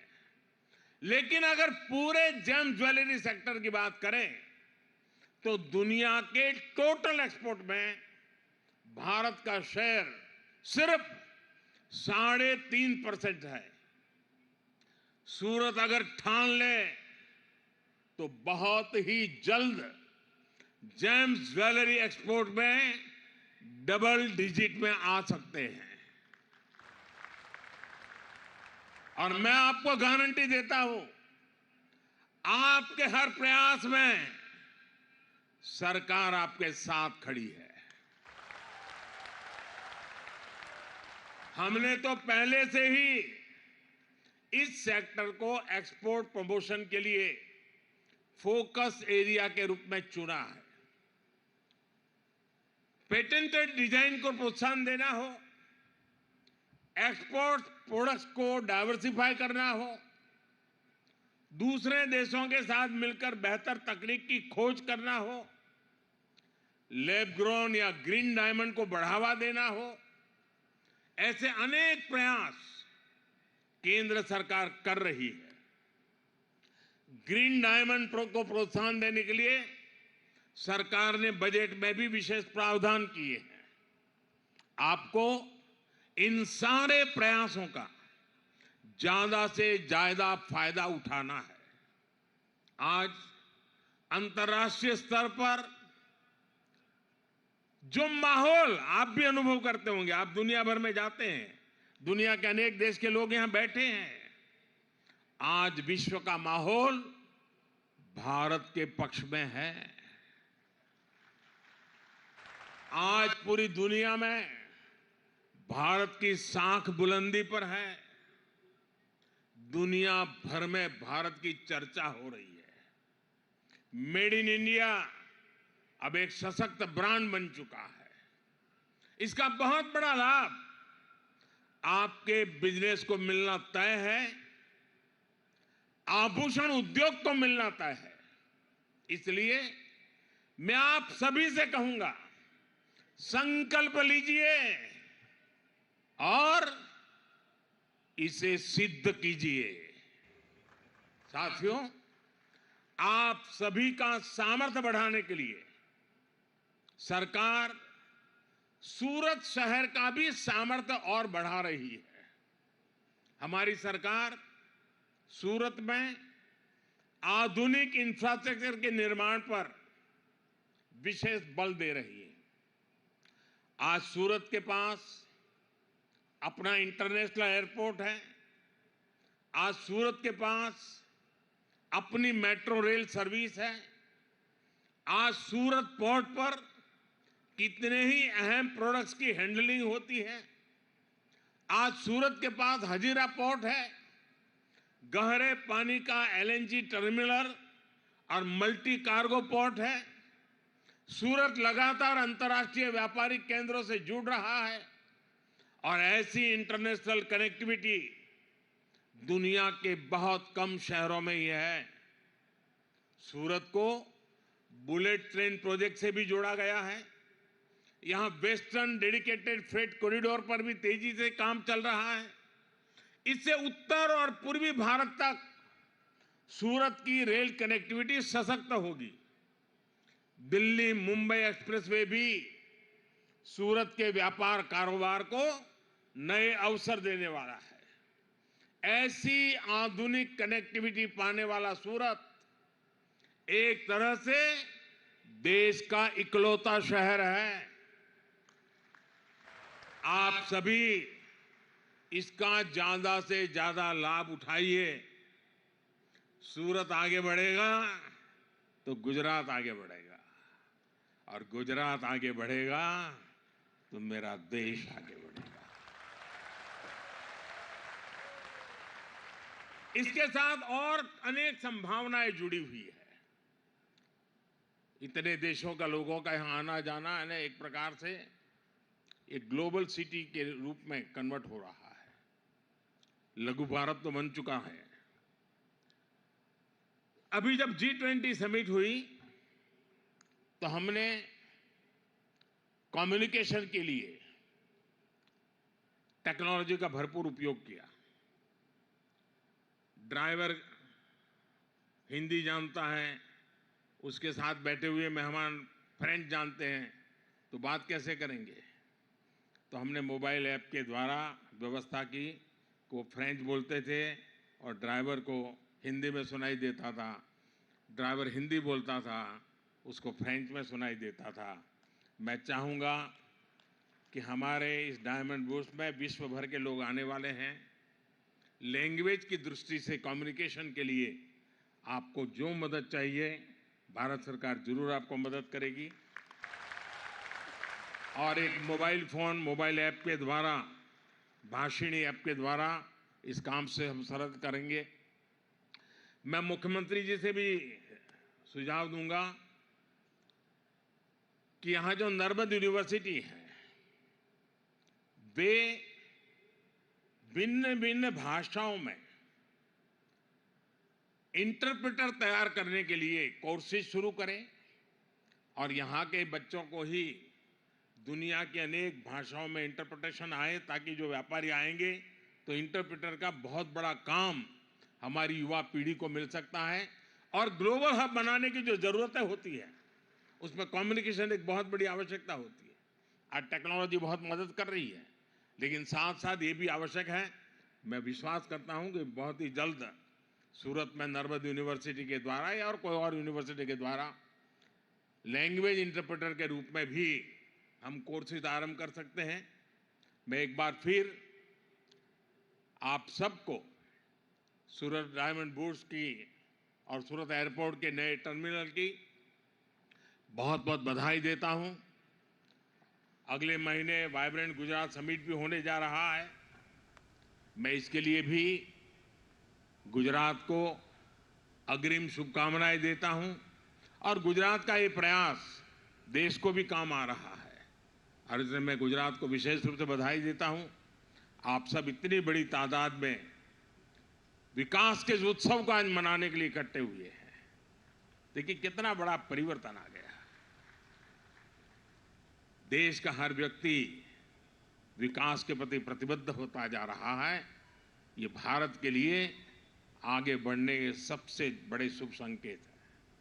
मैं फिर एक बार वल्लभ भाई और उनकी पूरी टीम को हृदय से बहुत बहुत बधाई देता हूं।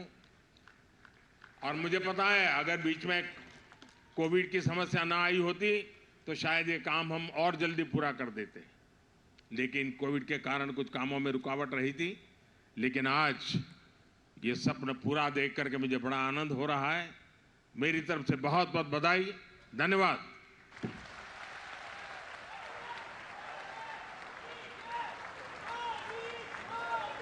आपके ऐतिहासिक एवं प्रेरक संबोधन के लिए प्रधानमंत्री जी हम आपके आभारी हैं। आपका बहुत बहुत धन्यवाद। तालियों की गूंज के साथ हम सभी उनका अभिवादन करें। बोलो भारत माता की वंदे वंदे।